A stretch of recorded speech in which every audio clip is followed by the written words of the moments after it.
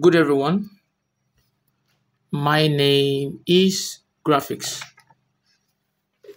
If you look at the front of the screen, you see a question here.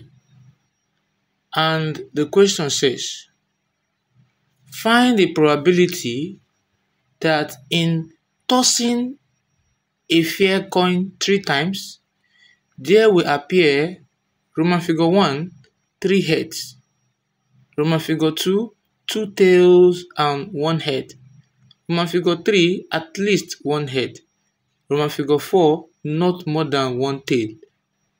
Now, the first thing we have to do is for we to get the sample space, right? The outcome of this experiment.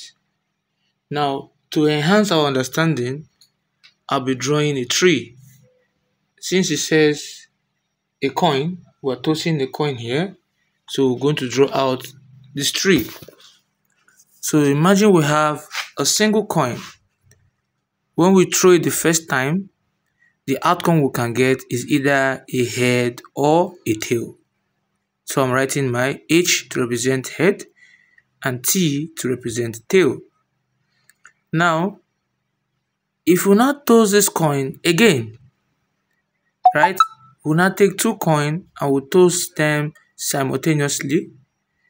Or the second outcome of this experiment, we have a head and a tail, and also another head and another tail. We will toss them 3 times. So this is the second stage of it. Then the third one, if we do it again, this coin will further be divided into multiple outcomes. So the first head can be head and tail, the second one head and tail, the third one head and tail, the fourth one head and tail. So my sample space here will now be, let's start from here. We have head, head, head. That is the first outcome. So you can see the 3 coins can appear to be head, or 2 of the coin will have head, head, then the third one will have what? A tail. This is the second outcome, right? Then the third one, it can be the first coin head, the second coin tail, and the third coin head. This is another one. Or it can be the first coin head, the second coin tail, and the third coin tail. Or it can be the first head, the first coin tail, second coin head, and third coin head. Or the first coin tail, second coin head, third coin tail. Or the first coin tail, second coin tail, third coin head. Or the first coin tail, second coin tail, and the third coin tail. So these are the sample space, the kind of outcome we can get in this experiment. Are we together now? Now, what is the number contained in the sample space? The number of the outcome, and that is 8. When you count each of this outcome, you'll be having 8, right?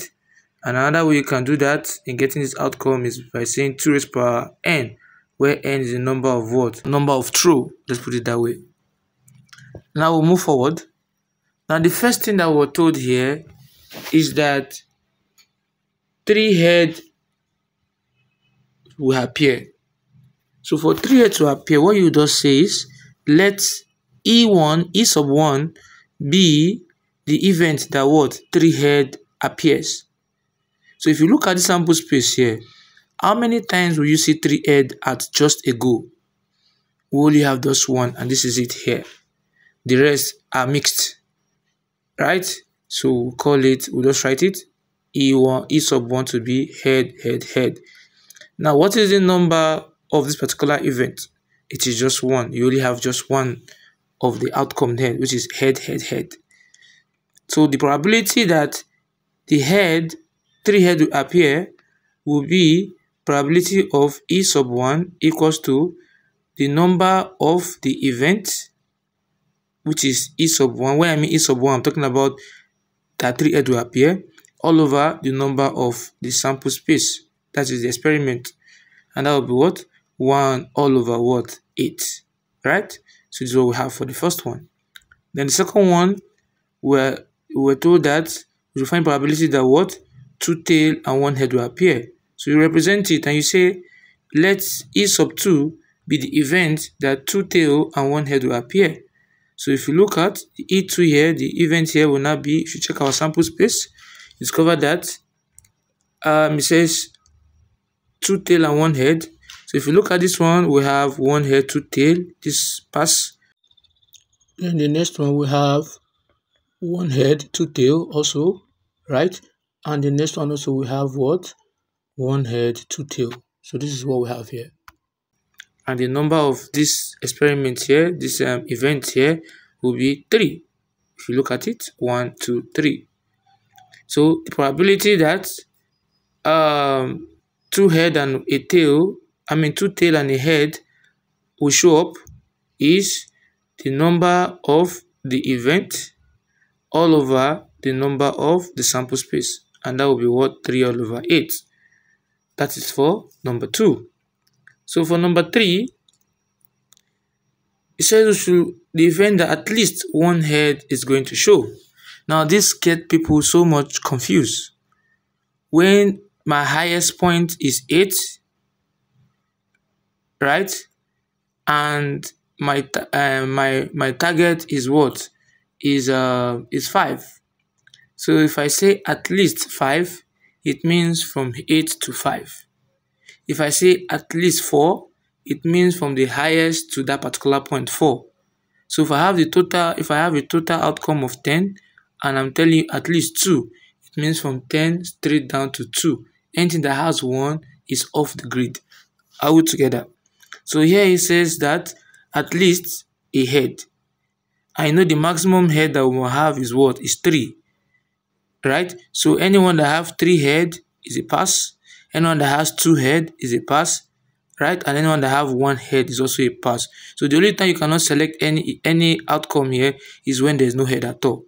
So if you look at everything has head except for one that have 3 tail. So we say that the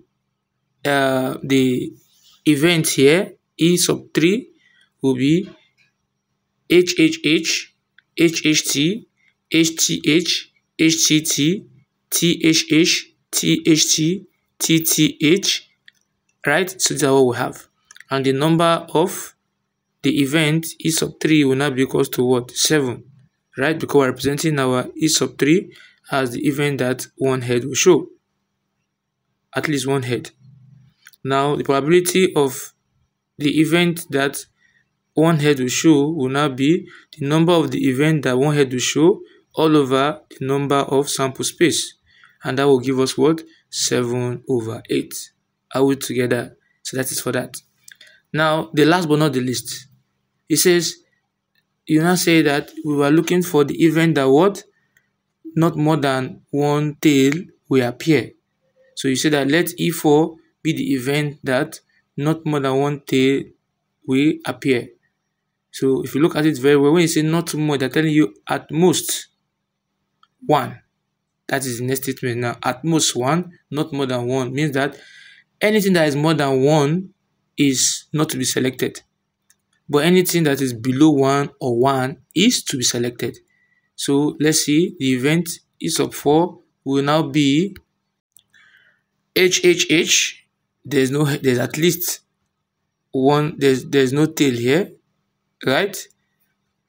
HHT, HTH, THH, and this is all we have. And you're wondering, what am I trying to say here?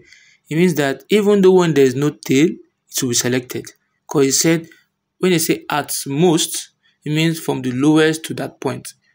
If I write an exam and I say no matter how they give us bonus mark, and I say no matter how, at most, I'm going to have a B.